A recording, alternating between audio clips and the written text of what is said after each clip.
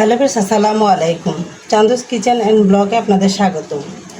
আজ আপনাদের সাথে আমি রাঁধুনি হালিম মিক্স রান্না করে দেখাবো।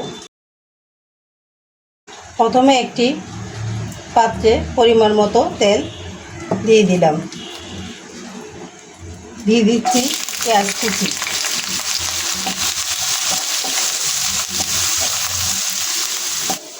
এরই মধ্যে আমার পেঁয়াজগুলো ব্রাউন কালার ভাজা হয়ে গিয়েছে।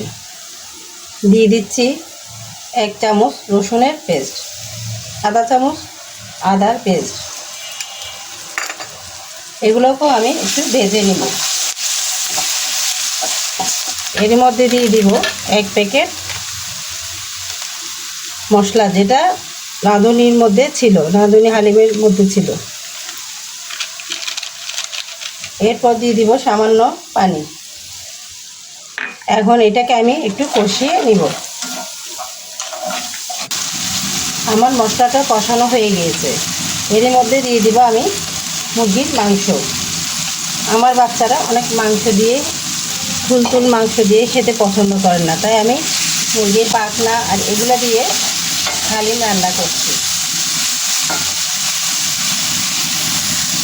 দিয়ে দিচ্ছি সামান্য পানি। মুরগির মাংসগুলোকে আমি আর একটু কষিয়ে নিব। এরই মধ্যে আমার মুরগির মাংসটা কষানো হয়ে গিয়েছে। এর মধ্যে দিয়ে দিব আমি হালিম মিক্সটা আমি 10 মিনিট ধরে একটু হালকা কুসুম গরম পানিতে ভিজিয়ে রেখেছিলাম। দিয়ে দিচ্ছি সেই ভিজানো হালিমটা।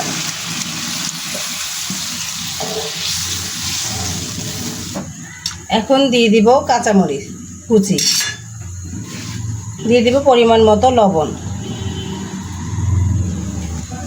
এখন এগুলাকে আমি 10 মিনিট ধরে একটু রান্না করতে থাকবো।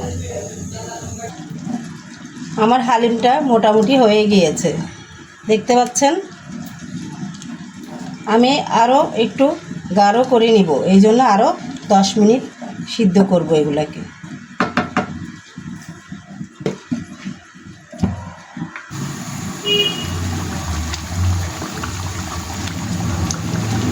এরই মধ্যে আমার হালিমটা হয়ে গিয়েছে, দেখতে পাচ্ছেন আমার হালিমটা কত সুন্দর কালার হয়েছে। আমি এখানে এখন দিয়ে দিব পেঁয়াজের বেরেস্তা। এরপর দিয়ে দিব ধনেপাতা।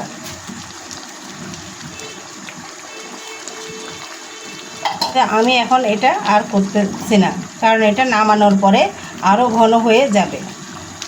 আমার হালিম রান্নাটা কেমন হয়েছে অবশ্যই কমেন্টস করে জানাবেন। ভালো লাগলে লাইক, শেয়ার, কমেন্টস করে সাথে থাকবেন। আজকের মতো বিদায় নিচ্ছি। আসসালামু আলাইকুম।